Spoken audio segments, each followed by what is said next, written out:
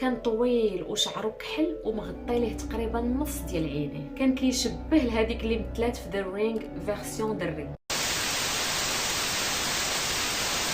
هاي كي دايرين؟ لاباس عليكم؟ كنتمنى تكونوا كاملين بخير وعلى خير، ومرحبا بكم في فيديو جديد.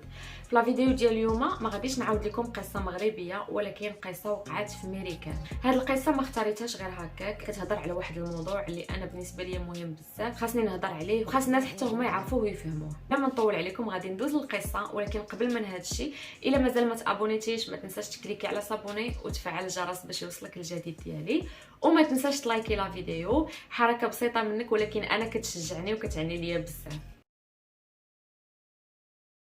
هادشي وقع فاش كانت عندي 9 سنين، دابا عندي 25 عام. وهادشي واحد الحاجه اللي ما عمري ما غنساها، باقي لدابا كنتفكرها كتجيني التبوريشه. انا ساكن في واحد الدار فيها لا تيغاس، هما في الاصل 4 ديال الديور مجموعين، وكل دار عندها لا تيغاس ديالها، وكاينه واحد الطريق صغيره فيها شي 10 متر منين كيدوزوا الناس كيخرجوا كلابهم ولا كيتمشاو. وما بين التيغاس ديالي وديك الطريق كاين غير واحد السور قصير ديال الخشب. البلاصه فين ساكن زوينه وفيها بزاف ديال الديور بحال ديالي، دونك عادي نشوف يوميا الناس كيتمشاو من ديك الطريق. فاش كانت عندي 9 سنين كنت كنرجع من المدرسه شي ساعه هكاك قبل ما تجي ماما من الخدمه، وكنت اصلا ساكن قريب من المدرسه، بيناتنا شي 50 متر ديال الطريق، دونك كنت كنرجع بوحدي وكندخل للدار، وحتى ماما ما كانتش كتخاف عليا بزاف حيتاش غادي نبقى غير شي ساعه بحال هكاك. في هذاك النهار رجعت من المدرسه، دخلت للدار ودرت داكشي اللي كندير، يعني مشيت سديت الباب القدامي ومشيت طليت 2 مرات على الباب اللوراني اللي كيطلع على لا تيغاس واش مسدود. من موراها مشيت طلعت لبيتي بالزربه باش نقد نلعب في البلاي ما امكن قبل ما تجي ماما وتقول لي سير دير الواجبات ديالك. وانا كنلعب في بيتي سمعت واحد الصوت جاي من جهه الشرجم. بيتي كان في البروميير ايطاج وتحت مني كانت لا تيغاس، وكنت كنطلع على هذيك الطريق الصغيره اللي هضرت لكم عليها قبيل.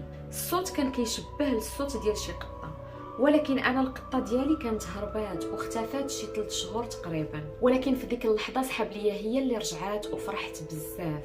هبطت في الدروج كنجري باش نشوف واش هي، ولكن داكشي اللي شفت باقي لدابا فين ما كنتفكرو الحمي كيتبورج. كان واحد خينا واقف وسط لا تيغاس ديالنا، كان طويل وشعره كحل ومغطي ليه تقريبا نص ديال عينيه. كان كيشبه لهذيك اللي مثلات في ذا رينغ فيرسيون دري، وكان هابط ليه من فمه واحد السائل قهوي، وكان كيبزق الطفيه ديال الكارو، كان كياكل من الطفايه ديال بابا. في هذه اللحظه انا بقيت غير جامد في بلاصتي كنشوف، وملي بحال عاد توقفت غوت على حر جهدي، ولكن داك خينا ما دار حتى شي رياكسيون وبقى كياكل من الطفايه. طلعت لبيتي كنجري، سديت عليا الباب وعيطت لماما وعاودت ليها كلشي، وهي من جهتها عيطت للبوليس. ما عمري في حياتي ما تخلعت بحال هكا، بقيت جالس فوق ناموسيتي كنموت بالخلعه، حتى كنسمع واحد الاصوات كيخلعوا بحال شي واحد كياكل بواحد الطريقه غريبه وكريبي. داكشي اللي موراها ما عقلتش عليه، بحال جاني شي بلاكاوت. اللي عاقل عليه موراها هو البوليس وصلوا.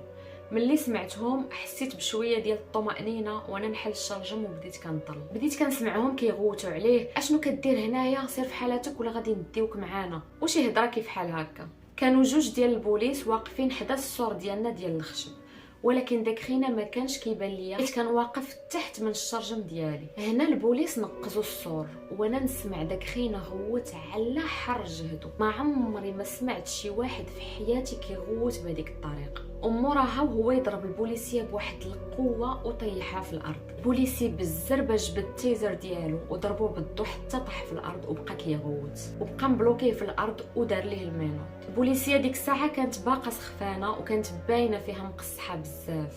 البوليسي عيط ديك الساعه للباكاب ولومبولونس ومشى كيفيقها، وتم هز راسو وشافني واقف في الشرجم. باينه من وجهي بلي كنت مصدوم بزاف، والتعابير ديالي خلاتو يقول لي هاد الجمله.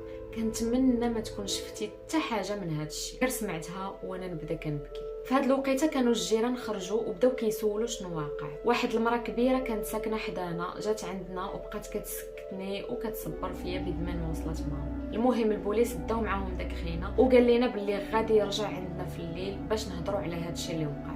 ولكن هنا في القصه غادي تاخذ واحد المجرى اللي حتى شي واحد فيكم ما كيتوقع. البوليسي رجع عندنا داك النهار في الليل وهضر معايا انا ومع ماما. شرح لينا بلي داك خينا اللي كان في لاطيغاس ديالنا كان مشخص بواحد النوع حاد ديال التوحد، وباللي كان هربان من واحد الدار ديال الرعايه اللي كيتكلفوا فيها بالناس اللي عندهم مشاكل او اختلافات عقليه، كانت بعيده علينا غير بشي 5 كيلومتر. وشرح لينا بلي داك الولد كان ساكن 5 سنين في دارنا قبل ما نسكنوا فيها حنايا، ولكن ملي ماتت ماماه الوحيده اللي كانت عنده في هاد الدنيا واللي كانت كتعتني به، خرجوه بزز من الدار وداوه لديك الدار ديال الرعايه. كنظن باللي مسكين كان كيحسب ليه غادي يرجع وغادي يلقى ماما. كل شيء تبدل عليه، خرجوه من الدار اللي كانوا عنده فيها كاع الذكريات مع ماما، حيدوا ليه كل شيء بلا ما يفهموا ولا يحس به حتى واحد. بوليسي قال لنا بلي هذه ماشي اول مره غادي يرجع فيها للدار، وبلي فايت داوه البوليس بالقوه.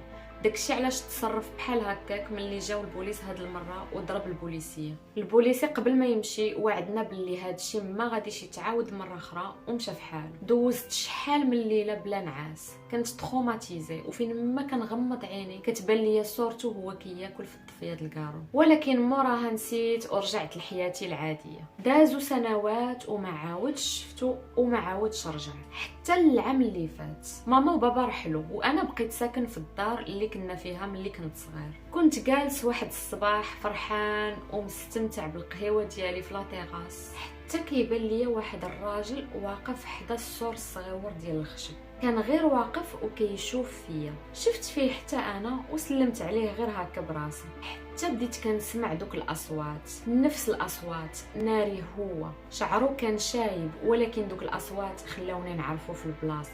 قلبي بدا كيضرب بزاف، ولكن تفكرت السبب اللي كان كيخليه يرجع كل مره. تفكرت باللي غادي يكون عاوتاني يهرب باش يجي حتى لهنا. ما كنتش كنحس بالخوف هاد المره، ولكن بالحزن عليه. 16 عام موراها وعاوتاني رجع. 16 عام موراها ومازال كيجي باش يقلب على ماما. 16 عام وما عمره ما فقد الامل ولا نسى. قررت نسولو واش يبغي يدخل لاطيغاس وهو ينقز الصور في البلاصه. بديت كنقول عندك يمشي يضربني كما دار ديك المره البوليسيه، ولكن ما دار والو.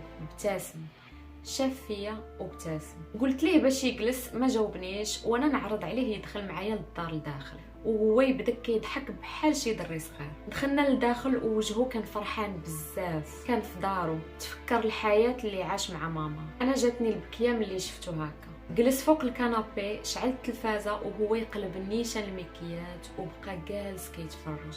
بقيت واقف شحال غير كنشوف فيه وهو ما داهاش فيا كاع، كان كونسونطري غير مع مكيات ديالو. وحتى انا كنت باغيه يعيش ديك اللحظه ويبقى فرحان، دونك ما قلت ليه حتى شي حاجه وخليته. من بعد تفكرت بلي خاصني نعيط للدار ديال الرعايه باش نعلمهم، نقول لهم بلي راه هو عندي. الناس اللي مكلفين به جاو عندي للدار شي 10 ديال الدقائق من موراها، وبقينا بزاف وحنا كنحاولوا نقنعوه باللي راه خاصو يمشي وباللي راه ما يمكنش ليه يبقى عندي في الدار.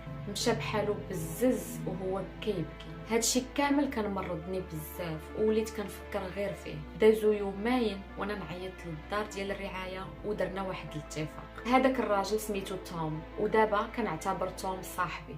كل حد ابتداء من النهار اللي مشى فيه توم والسيده اللي مكلفه به كيجيو عندي باش يتفرج عندي في مكيات. السيده اللي مكلفه به قالت لي بلي نهار الحد هو احسن نهار عنده، وبلي كيبقى السيمانه كامله وهو كيتسنى فيه. صراحه هادشي كامل اثر فيا وخلاني حتى انا نعيش معاه ديك الفرحه. فاش كانت عندي 9 سنين كنت كنتخايلو وكنخاف منه لا يرجع، ولكن دابا وانا عندي 25 عام كنقول ليه مرحبا بك عندي كل حد باش نتفرجوا انا وياك في مكيات. كانت هذه هي القصه. انا عارفه غادي تعجبكم كيف ما عجباتني. ما كرهتش تكون كانوا كاع الناس بحال مول القصه، حيت هادشي اللي دار قليل الناس اللي يقدروا يديروه. يا ريت كون كلشي كان عنده قلب وكيحس بالناس الاخرين، خصوصا الناس اللي عندهم اختلافات وما كيشبهوش لينا في شي حوايج. يا ريت كنا كنتقبلوا الناس كيف ما هما ونعاونوهم في بلاصه ما نضحكوا عليهم ولا نبقاو كنتنمروا عليهم. كنتمنى هاد القصه تكون بدلات شي حاجه في شحال من واحد، وفي راسكم راه ماشي ضروري نكونوا كاملين فحال راه كل واحد وفاش ربي عطاه القوه، دونك ما كاين حتى شي واحد احسن من الاخر. كنتمنى الوالدين حتى هما يفهموا هاد الشيء ويعلموا ولادهم نعلمكم كيفاش نحترموا الناس الاخرين. وما تنساوش باللي جبر الخواطر شي حاجه اللي مهمه بزاف واجرها كبير عند سيدي ربي. نحاولوا نتحضروا شويه ونزيدوا كاملين للقدام وما نبقاوش نجرحوا الناس، حيت كلمه واحده اللي انت جاتك ضحك هذاك الشخص كتقدر تعقدو وتاثر عليه حياته كامله. نتلاقاو قريب في فيديو جديد وفي قصه جديده. باي باي.